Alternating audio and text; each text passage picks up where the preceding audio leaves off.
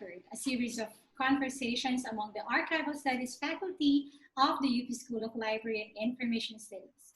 In each episode, we talk about issues and experiences with records in our everyday life. I am Iyra Buenrostro-Cabbab, and my regular co-hosts are not with me today. Nasa na kayo? Iniwanan ako. But we're so lucky to have special guests. Ano? Kung nawala yung dalawang kasama ko, pumalit naman na tatlong very special guests na makakasama natin ngayon this episode. So today we have our current Dean, Professor Mary Grace Golfo-Barcelona. Hello. Hi, everyone. Hi, Dean. Thank you so much for joining. And we have our previous deans, si Professor Kathleen Lourdes Obille. Hi, Ma'am Kate. Ladies first. Hello. Yes. Nice to see you again din, Kate. And naman, itong susunod nating guest ay previous dean natin, former dean, Professor Johann Frederick Cabbab. Hi, Sir Igor. Long time no see, sir. Oo nga, tagal. Tagal natin hindi nagkita. I'm so happy to see you again. So today, we're going to discuss records and professional identity. So we're going to talk about how we employ different types of records as we establish our professional identity and as we develop ourselves as professionals. So I know that identity is a very loaded concept. It's very hard to define, it's very hard to describe, but our guests here will help us understand better what identity means and what professional identity means.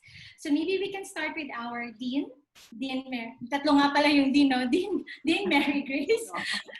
Identity. Pagka sa Tagalog, pagkakakilanlan. Parang ganun. So, what makes you unique?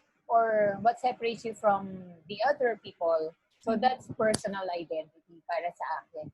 And for a community identity, it's something that explains the commonalities between them. Parang merong certain common values, experience, or practices that set a community apart from other communities. So, and that creates their community identity. Ayun. Parang ganon. That's how I understand it. Yeah, so I remember Benedict Anderson's Imagine Communities. Yes, right? Precisely. Yeah. So, for example, individuals may not be physically present in a particular community, but because they have a perceived shared values and characteristics, they feel that they belong to this community, diba? Yes, that's true. Yes. From individual to social. So how about Dean Kate? My perception of identity is similar with Dean Grace. Dadagdagan ko lang siguro ng synonym, no? Specificity. What makes us, what's the index in abstracting? Specificity. From general to the specific. So we're all professionals, but what sets us apart from all the professions as librarians or for that matter as archivists. So what sets us apart, you know? So you have your own characteristics or probably shared characteristics, but what make us special? So parang yeah. So how about Dean Igor? Actually, our definitions are basically the same. It's just that we will probably be using different words. My definition is actually similar to the ones that they discussed, but I am just going to use different words. For example, for me, it's both being and belonging. So being, it's a para individual identity. It's what makes you you. And the other one, belonging, it's what makes you like everyone else. So yun, parang personal identity, parang community identity rin siya. Yeah, that's true.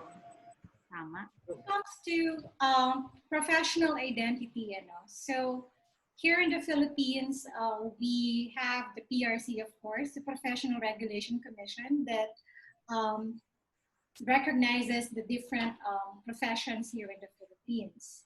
Okay? So we are, well, tayong apat dito, we're all professional librarians. So basically, we have the same yung educational background, and we also share skill sets and knowledge that, that would really identify us as librarians. But in the case of archiving, for instance, so archiving here in the Philippines has been subsumed under the profession of librarianship. So what do you think of it? Have you heard any news about, separating or yung magsa-stand alone na nga bang archiving profession here in the Philippines? Sinong gusto sumagot na una? Dean Igor? Igor. Biglang tinuro siya. Ano ba? I think I can elaborate on that on my experience during the time that I was dean. I think during that time we tried to, actually during the 50th anniversary, we were promising, there will come a time when the SLIS will have a PhD, and we will also have a course. We will all have MARM pa nga tawag na so Master of Archives and Records Management. So I think that was one of the things that started, that continued what the SLIS would want. The other deans are continuing that, and I think the profession knows that we are looking into it. During the times when we attend the convergence of library leaders with Ply, Paddles, and Codlis there, we have made it known that maybe it's time. Yeah, maybe it's time that we let archivists have their own path already. So I'll leave it there first. Yeah. I'd like to add something to that. It's really undeniable that the profession of archives or being an archivist, the profession started with librarianship. Ayan, malaki ang utang na loob ng mga archivists or ng profession ng archives sa librarianship because here in the Philippines, it really started in libraries. Archives started in libraries kasi nagsimula sila as special collections and then they realized it's not just about printed materials, books or lumang libro, but it should also include records. It should also include records with permanent value, and these are the archives. So from there started yung nagkaroon na ng sariling archives, yung mga university, yung mga opisina, o yung mga institution. But dumarating din sa punto na kailangan magkaroon ng sariling professional identity ang mga archivists. Kasi si librarian na yan eh. Certified na sila. Acknowledged na sila. We also want to follow the path that librarianship did. So they sought for acknowledgement, for certification. So siyempre, ganun din, mas maganda rin sana. Although we cannot really limit yung certification at pagiging professional na isang profession with the certification lang itself. Well, that's true, no? Kasi when we talk about professional identity or even identity itself, sometimes it really goes beyond the legal imperatives. For example, there is a bigger structure that dictates these people. Okay, so you are having this kind of professional identity, but most of the time it goes beyond that because your professional identity can be there because of the things that you do as a professional or the work that you do, your responsibilities, diba? And yun yung sinasabi natin na I think yun yung characteristics na meron din tayo as archivists. Oh. We are librarians and at the same time, we're also doing work as archivists. Okay? Or nandun pumapasok yung phrase or salita na madalas nating sabihin na nakaka-identify tayo. Mm-hmm. That's true. Kumaga parang there's this very old article regarding regarding librarians, archivists, and museum curators as estranged siblings. Diba? Kumbaga, they may be professionally different, they may be recognized differently, but they have the same or they have some shared characteristics and values as well. So, Can I share something first Madagdag ko regarding lang. that? Ayan, si Kate po. Hindi kasi, for the longest time, the profession has dictated what we should do and how we should educate our soon-to-be librarians or archivists, no? But I think it's high time that we also make our move to shape what the profession should look like in the future. And acknowledging that librarians and archivists are similar and yet different in a way, maybe it's, no, hindi maybe, it's high time that we come up with these educational mechanisms to produce the necessary skills for future librarian archivists. yes, Sir Igor, you have Yes, something to actually, it's related to what the other dean said. Although it's a bad thing, it's an anecdote.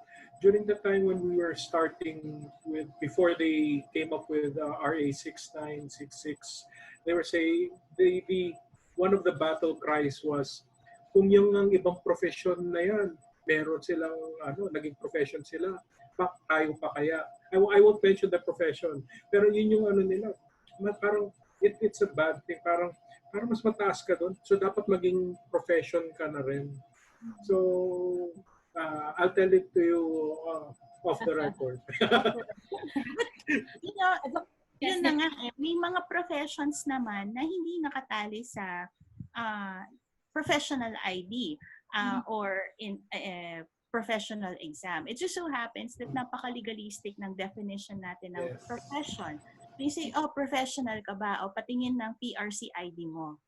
But, nakakababa ba ng profession kapag wala kang PRC ID? I don't think so. It's just a means to control or regulate professions, but it does not necessarily mean that you are not a professional if you don't have all these things. Precisely. I think it comes dun sa kultura nating mga Pilipino na, ewan ko, siguro, ayan, lumalabas ang aking pagiging yung pag-aaral ko ng antropolohiya. Pero sa kultura kasi, parang mula pa nung panahon ng Kastila, pagka sinabing doktor, lisensyado, abogado, lisensyado, di ba? Oo. So parang pagka ikaw may lisensya ka, angat ka na rin sa iba.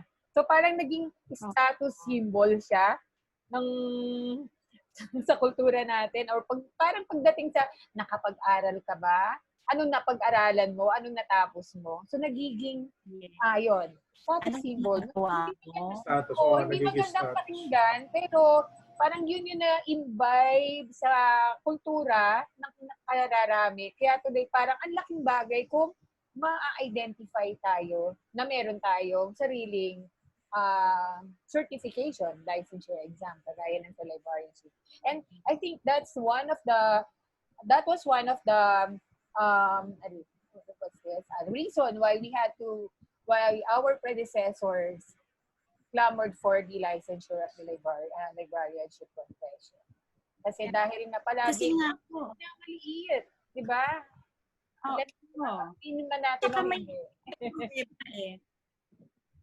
Kailangan may pruweba. Oo. Diba?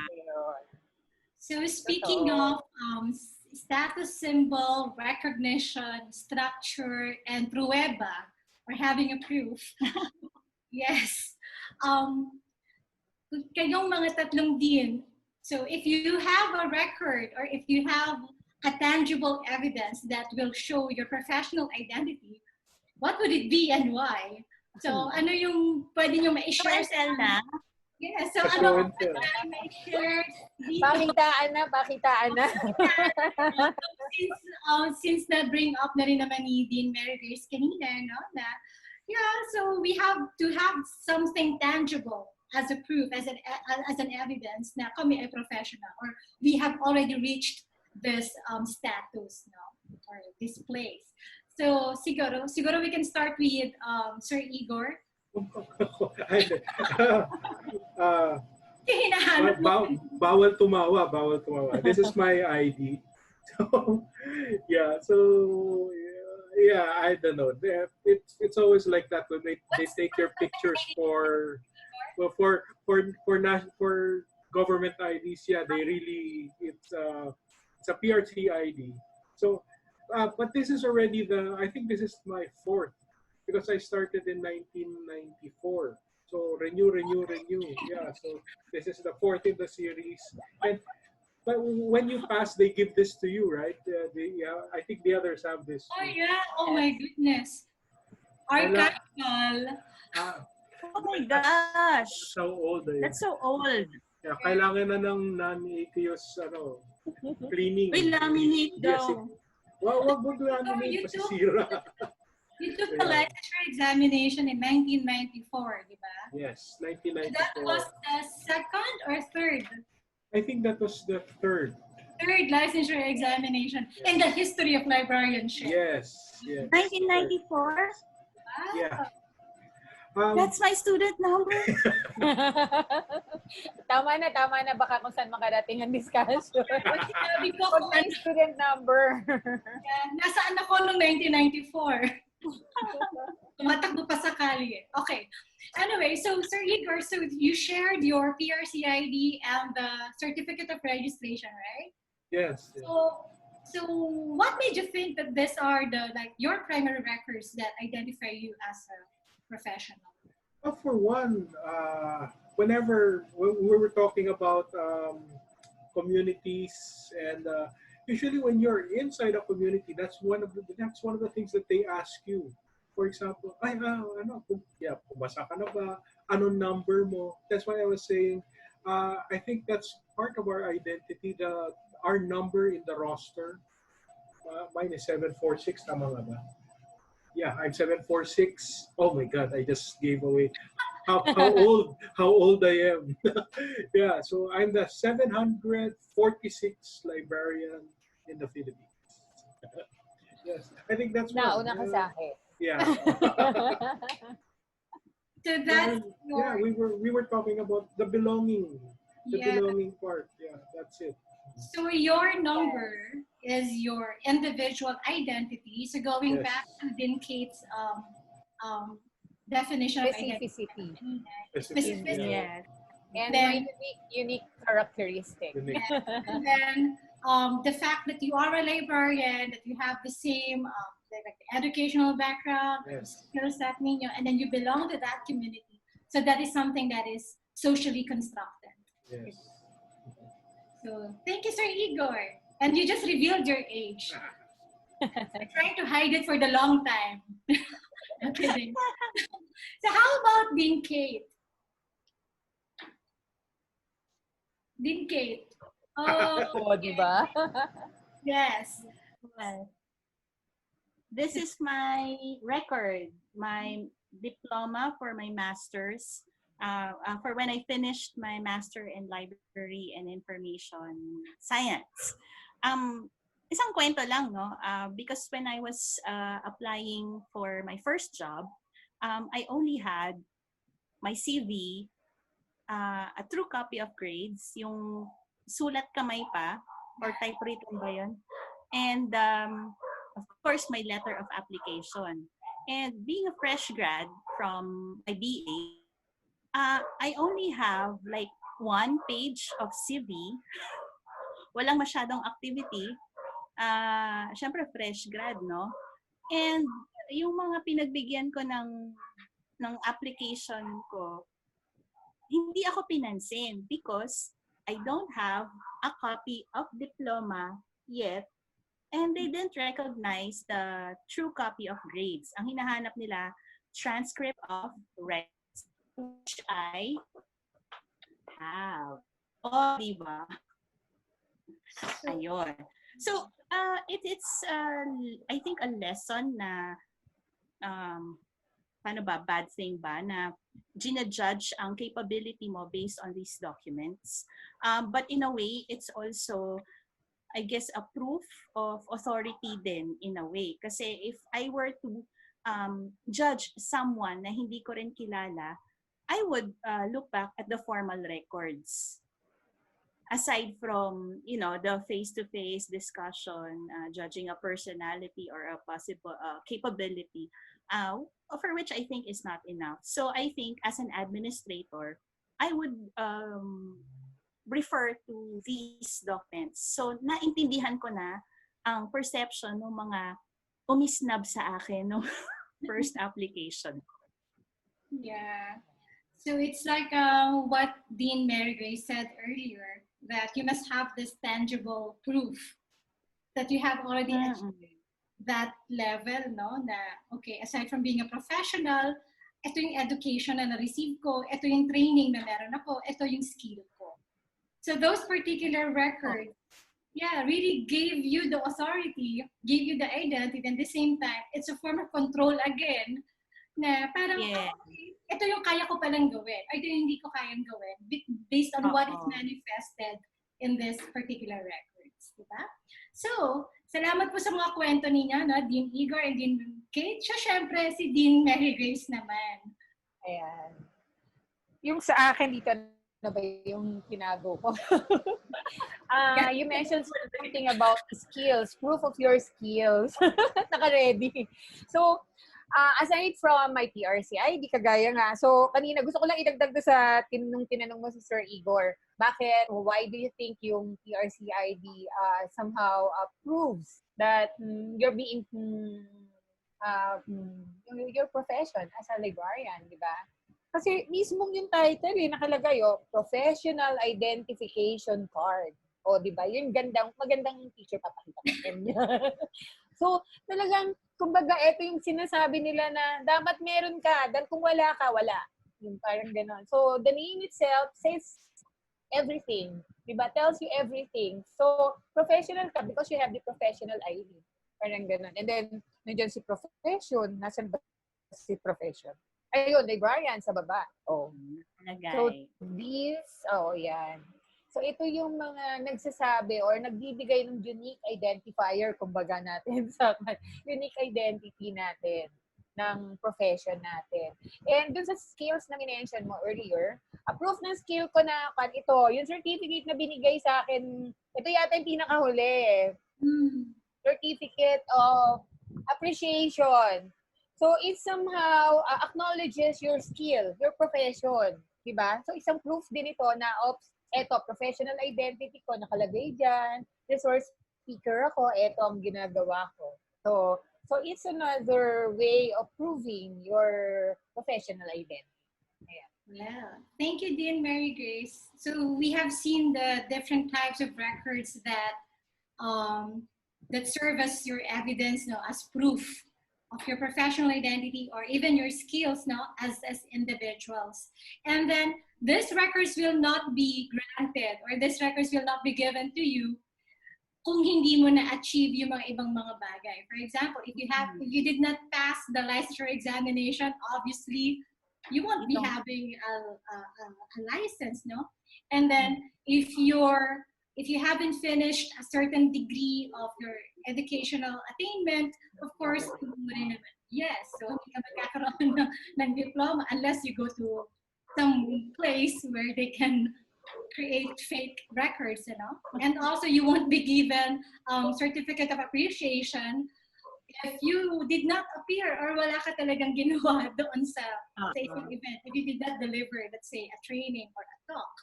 So these records are really good examples of how they signify the things that we can do as professionals, as professional librarians or as archivists and even as educators.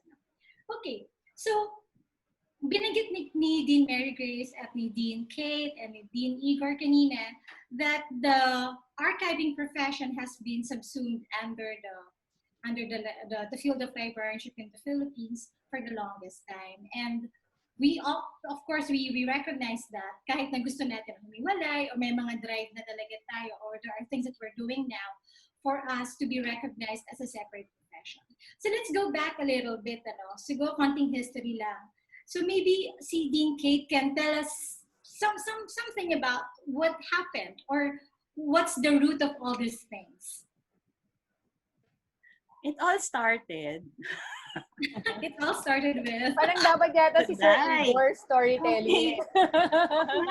Once upon a time. Oo. No, well, seriously, yung education natin started in 1914 when the anong tawag nun? Associate in Arts for librarians doon sa UP ay na-establish.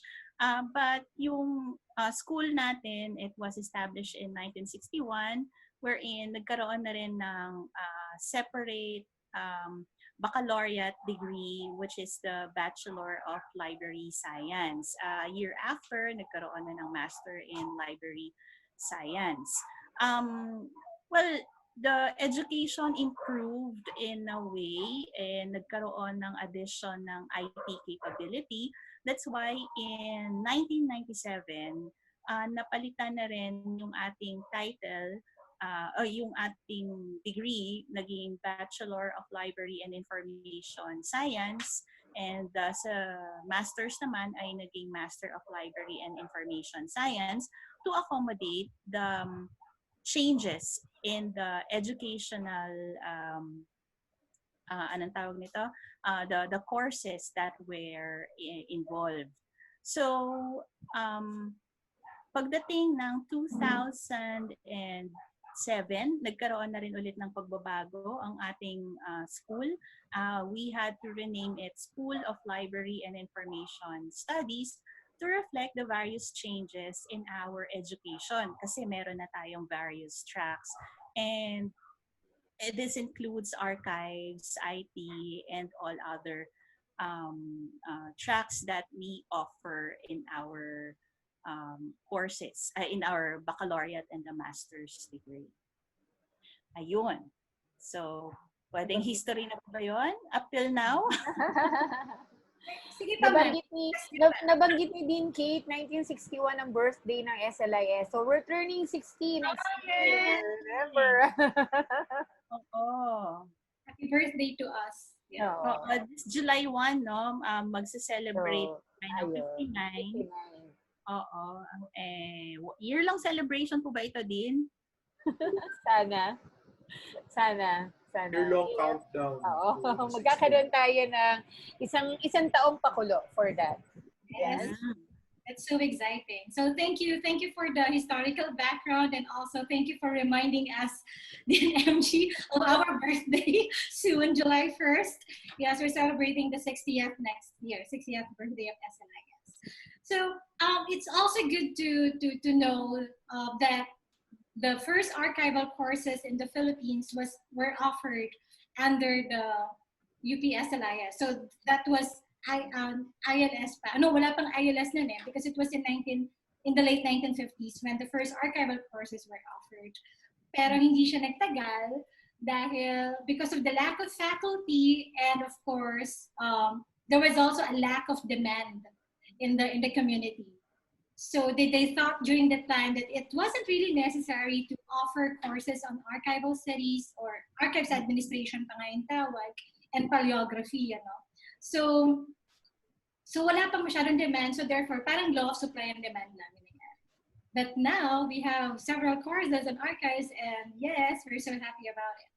Okay, so thank you, Dean Kate. It's really nice to have 3 deans na kasama natin today, because one of the basic and core characteristics of a profession is that there should be an autonomy. Ibig sabihin autonomy, the profession can exercise their skills, their technical work independently, and at the same time, merong sarili o may separate degree talaga, o merong separate educational structure that could offer trainings and formal education para magkaroon tayo ng professionals in the future. So, yes. Tama. If maalala nyo sa history natin, matagal na nakakabit ang librarianship sa College of Education. Even if sa ibang universities, no, we're fortunate sa University of the Philippines kasi nabigyan tayo ng separate institute that granted the said degrees, no. But for other institutions or for other HEIs, they were attached to College of Education, and now attached naman ulit sa College of Computing or IT. But in a way, it works well naman dahil nagkakaroon ng sharing ng capacities, capabilities, faculty, and resources. So I think if they can make it work that way and it's beneficial to the department or to the program, why not? Yeah. As long as we recognize librarianship as a separate profession. And right now, yun nga yung direction din natin, no? We have capacitated our faculty members. They receive degree, si Dean MG, at natapos niya yung MA in Archival Studies niya. Si Jonathan, no? Yung MARM, Archives and Records Management. So, carefully, we're building our capacities as faculty members, and hopefully, we can offer a separate degree for archives dito sa SLIS. Yeah, so we're all wishing for that. We're hoping and praying that soon we can really launch our separate degree, separate program for archival studies. Maraming nag-aabang, no? So maraming nag-aabang, maraming nagpapadala ng mensahe na kailan ba kayo mag-offer, no? So kalma lang po, hintay, at darating din po tayo dyan. So speaking of education and recognition, ano, I think it's, again, just like what I said earlier, it's one of the core characteristics talaga of a profession to have a degree or merong isang structure that will offer a formal degree for this kind of profession to be recognized, lalo na sa Pilipinas, because we have the PRC, you know. Imagine in the Philippines, the first courses in library science were offered in 1914. A separate program was launched in not separate program, but an independent academic unit was launched in 1961. Pero kailan lang yung unang batas that really professionalized the practice of librarianship in the Philippines? It was only in 1990. So ang laki nung gap, ano? So yun. So aside from obtaining formal education, marami pa rin naman tayong ibang avenues for us to continue our training and learning, diba? So we are expected to learn and to attend seminars or even training so that we can hone our skills and knowledge further. So parang hindi tayo ma-stagnate, diba, as professionals. So we have different avenues for continuing education as professionals. So alam ko, kayong tatlo, tayo, diba, nag-a-attend, and at the same time, tayo rin yung tayo nagko-conduct din ng mga trainings, diba? So Sir Igor, can you share some of your experiences when it comes to continuing education? I have different experiences regarding continuing professional education. I experienced it twice. The first part during the 90s and this current one. And for this current stretch, I have also, during the time that I was dean, and the time that I was president of PATELS, I was recruited to be part of the Continuing Professional Education Council in my capacity as part of the academe. So what do? We help the PRB, the Professional Regulation Board, with continuing professional education. So we go out there and tell them about how to avail of continuing professional education.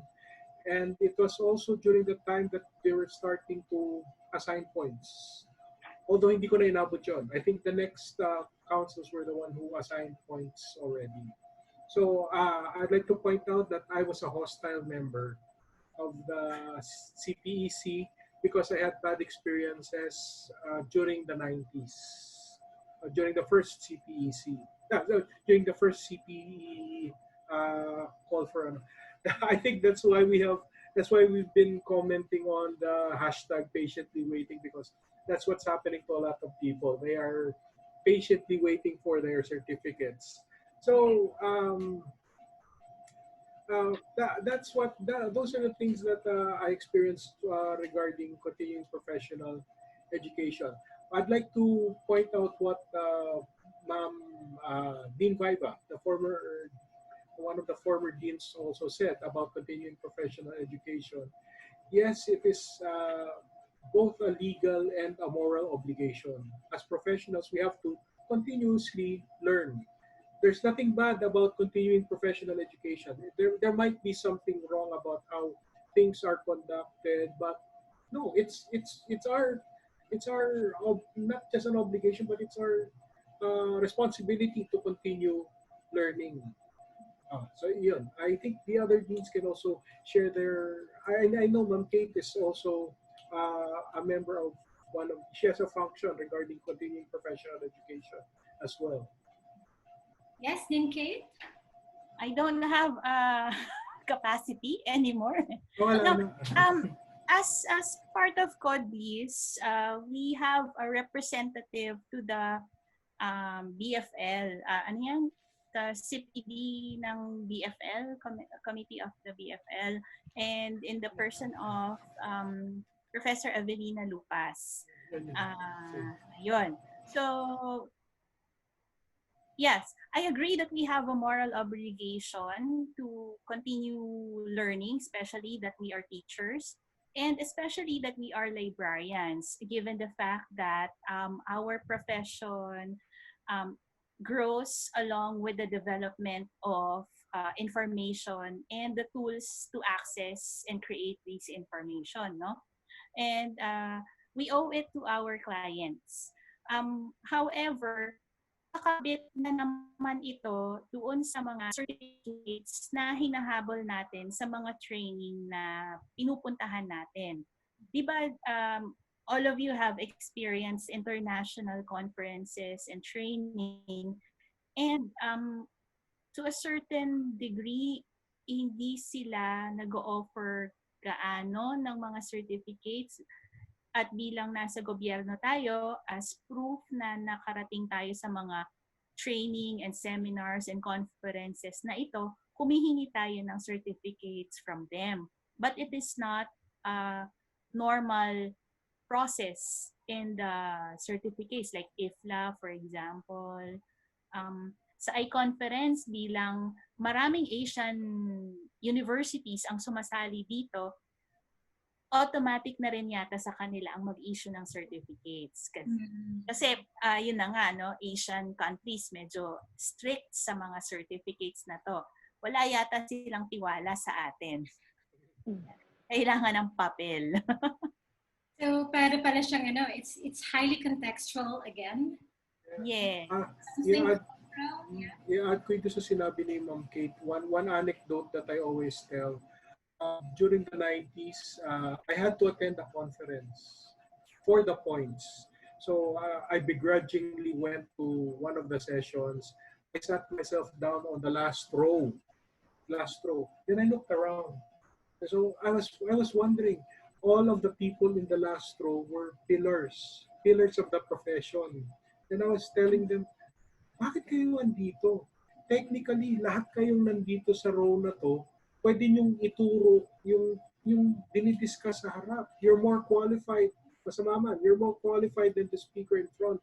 Then what they told me was kind of sad because sabi nila, because I need the certificates para makapag-renew. So that was before. Yeah. Yung nga, so the good thing now is they have revised the ways by which we can earn points. Yeah, and the PRC has also revised the ways by which we can earn points in this time of pandemic. Yes. Although I have questions about all those things, but the thing is, meron ng pagbabago from the bad experience that you had before. So, para sa atin na educators, and even for the seminars that are being conducted, hindi na dapat siya basic, dapat it should build on what we have learned from the bachelors. But that's the thing, we keep on improving. We have achieved that certain perfection in the way by which we monitor and administer these activities. And I'm sure, if sa mga lahat ng pinupuntahan natin, let's say conferences or seminars, even though probably we think that basic na yung mga concepts na yan, I'm sure that there are still new things that we can learn from this trainings, from these seminars, and also minsan hindi nga dun ka matututo from the lecture itself, but you can learn more from your interaction with your professional colleagues. So I think that's something that I am really looking forward to whenever I attend events or mga conferences, ganyan. Minsan you don't pay attention that much to the conference material. Yeah, to be honest, no? Pero yun nga, you learn more from the people you're interacting. And the networking.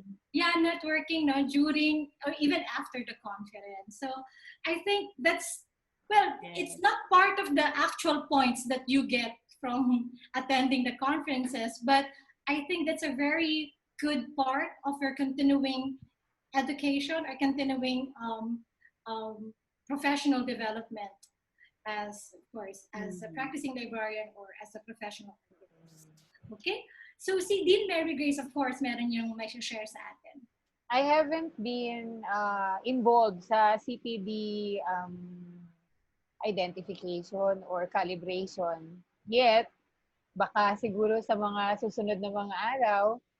But my take on the CPD, sabi nga kanina, it is our moral obligation then na to keep us updated with the new trends. And yung ating profession kasi, library and information science. So talagang ang bilis ng development dito. So we have to, hindi tayo pwedeng maiwanan. Even our curriculum, kailangan natin itong i-update para lang to keep us at par with the current landscape na prevailing right now.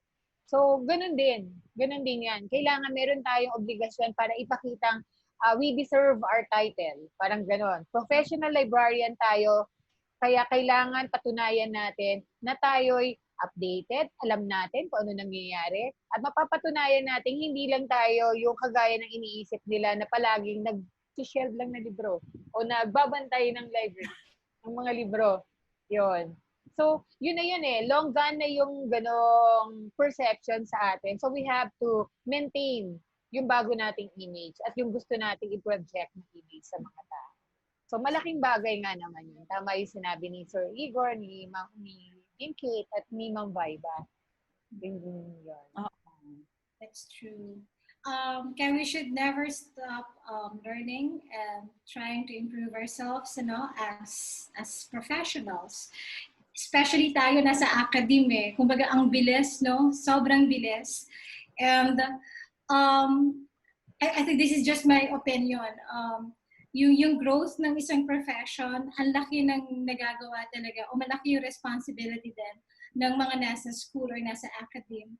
Because sa atin manggagaling yung degree, and at the same time, the future professionals na mapoproduce natin will really come from us.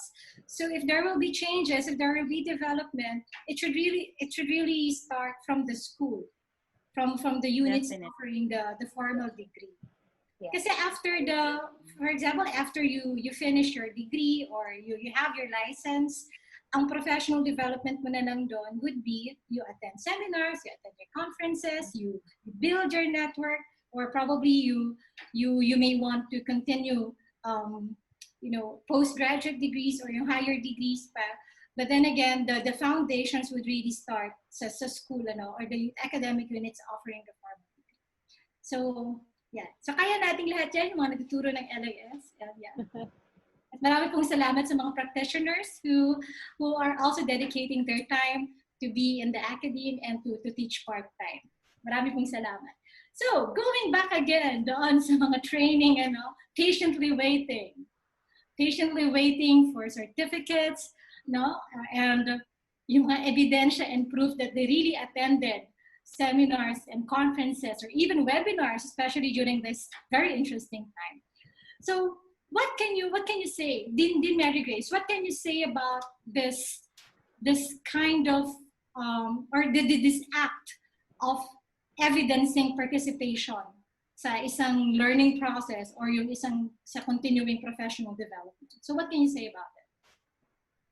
Sa mga nagtatrabaho sa gobyerno, pagka nagpaalam para mag-attend or pagka nag-file ng official business, OB, alam nyo yan, mga general forms yan eh. Mag-fill up ka ng form, OB.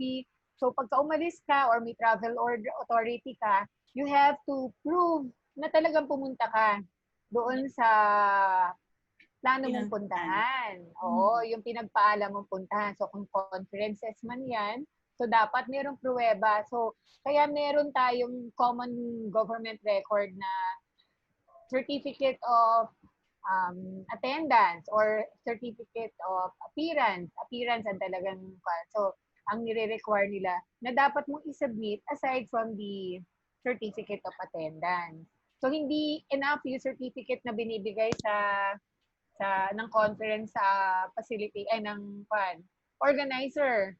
Dapat pirmahan nila yung certificate of appearance na standard form ng government. Bakit nga ba? Kasi to prove nga ba, likas ba talaga sa atin? Yan na naman ako. Likas ba sa atin na mapagduda?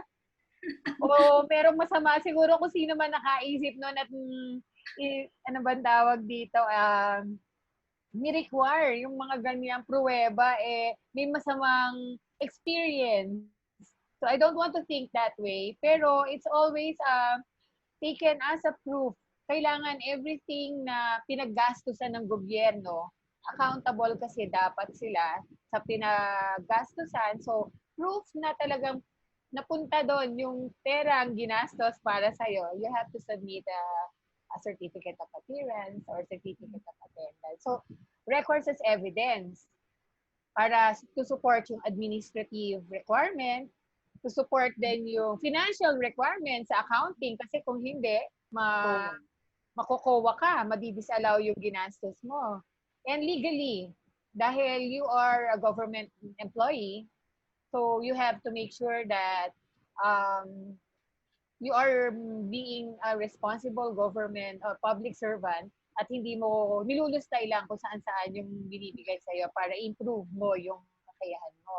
So, yun, as evidence. Meron din naman, symbolic value, pwede rin nating sabihin. We can take it as a symbolic value. Lalo na ako pagka nag-a-attend ako ng mga conferences abroad. Di ba? Parang ang laking bagay pagka meron kang proof na, uy, nag-attend ako. So, since most conferences abroad do not give certificate of attendance. So, ang tinatago ko, siyempre, alam nyo yan, di ba? Ganun din. Yung ID. Conference ID. Oo, yung ID, conference ID, or yung program, di ba? Yung mga yon. I have one. Ayan, ID. Igor. So, iniipon natin yan as souvenir. It has a symbolic value for us. Aside from the fact na proof yan, evidence yan na nakapunta tayo at nakapag-attend tayo doon sa lugar, sa conference na yon, it also serves as a souvenir or it has a symbolic value for us that we were able to visit that place. Particularly those places na we did not expect na mapupuntahan natin, right? Yun. So, yun. Yung iba naman, ayan. So, yung iba naman, they don't, kagaya nga naman mention, hindi sila nagbibigay ng certificate. So, hindi yung tangible or printed ang binibigay nila. It's about the learning that you get out of the conferences. Diba? So, merong mga tao, lalo na particularly those na talagang established na at nandun na sa level ng, okay na ako, game ko na ako. Ito, pag-update lang sa, so they don't bother.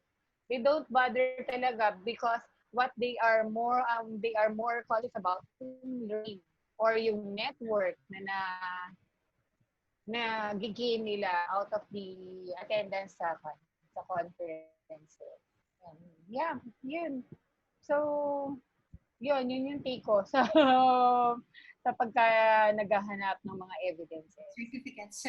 So parang certificates or records as evidence and they also act as something that have symbolic value. At the same time, yung concept of tangibility or intangibility ng mga learnings that we can get from attending these conferences and seminars and trainings.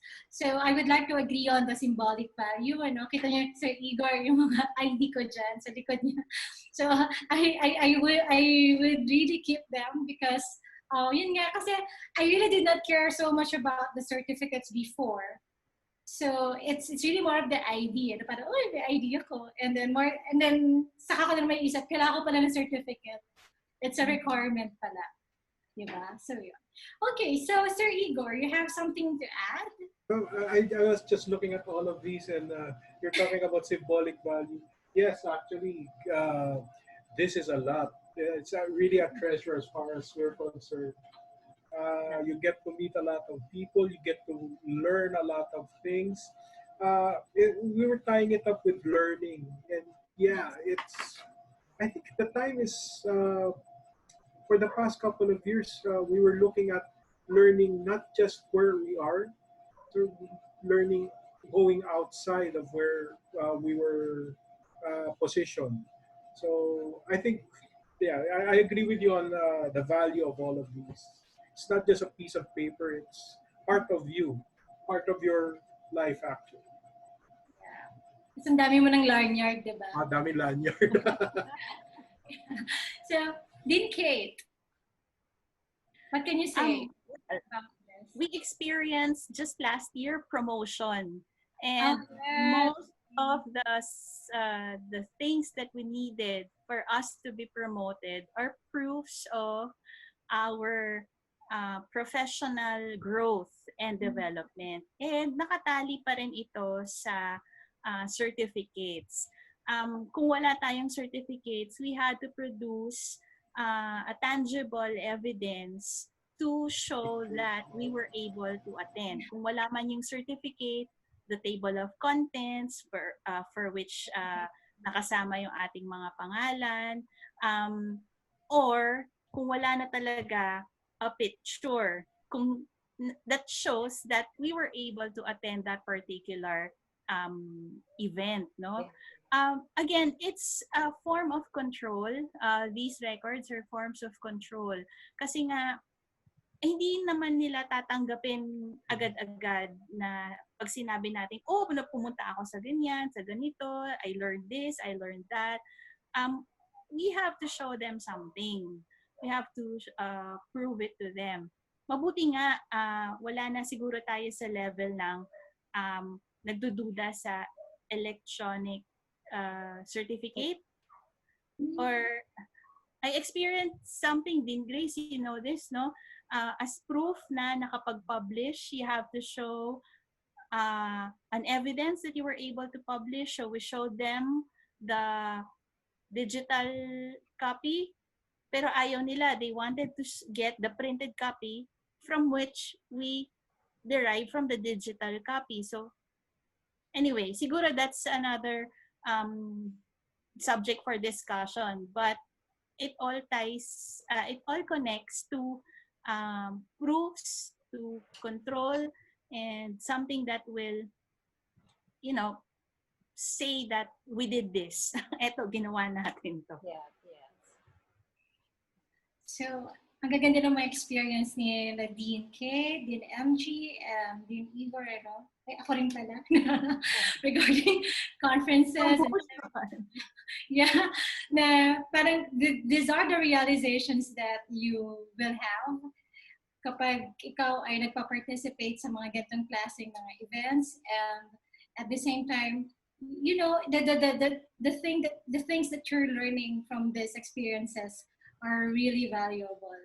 And nakita natin din kanina na, you know, we have this tangible evidences, these records that show or that serve as proof that you really attended or participated in this continuing professional development stuff or courses or mga bagay-bagay. Okay, so now, so we discussed the concept of identity earlier, and then we tied it with professional identity. So just like the basic concept of identity, professional identity also operates in the process of inclusion and exclusion. So it could be bound by legal imperatives, and it could also be about the shared experiences and shared characteristics and qualities that make you feel, oh, I belong in this profession, I belong in this community. So dalawa yan, pwede siyang individual na identity din, and at the same time, pwede rin na part ako ng isang community because ito yung characteristics na parehas kami. And these are the things that we both do, or we commonly do. So any last word about our session, our topic for today, Din MG? Siguro ang last word ko, at the end of the day, it is what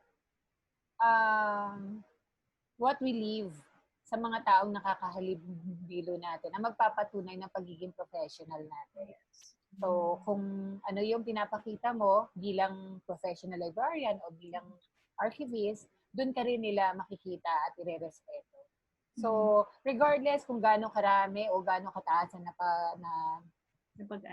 pag-aralan mo o natapos mo, at the end of the day, dun pa rin susuma yun. How do you carry yourself as a professional librarian? Diba? So, yun lang po. That's true, no? I really agree with you, Din Mary Grace. So, Din Kate? Tama din si Din Grace, no? Nakakabit ang identity natin sa imahe natin. While it is a reality that our identity is dictated by or shaped by kung saan tayo nanggaling, like yung education natin, yung training natin, but more importantly, it is the image that we show or that we project. Hindi lang sa pananamit, pero yung how we deal with people, how we deal with our clients, with our students, with our colleagues, yun ang mas importante na magpapakita ng ating profession. Okay. That's very nice, Din Kate. So how about you, Sir Igor? Oh, I have my key takeaways from what we have discussed for the past couple of minutes. Learning is probably not just an obligation for us as archivists and librarians. I think it's part of our life. It's part of our it's part of our professional identity. Whether you look at professional identity as personal part of your personal identity, specificity, or you look at it through the lens of common values as community identity. If you notice, the key word there is identity. Now, as far as identity is concerned, it has been repeated throughout this episode. Yeah, when you talk about identity, it's about being. It's more about the individual, and it's what makes you you. And I think we've mentioned that already. And it's also about belonging. It's still about the community and what makes you like everyone else. If you break it down, if you strip everything off, the keyword there would be you. So if there's something that we should all value, that you should all value, would be yourselves or ourselves. Oh, ang ganda ng sinabi ni Din Igor, no? Okay, so of course we really aim for recognition, we really aim for acknowledgement. So that's why we have these records, we produce these records for us to ensure that, okay, so I really achieved this, or to have evidences of what we have done so far. But being professional is really more about that. It's really more about the evidences that you have or that you leave behind. So your worth as a professional really goes beyond the worth of your paper or the worth of the evidence na nakuha mo, or may it be electronically generated, or may it be physically generated.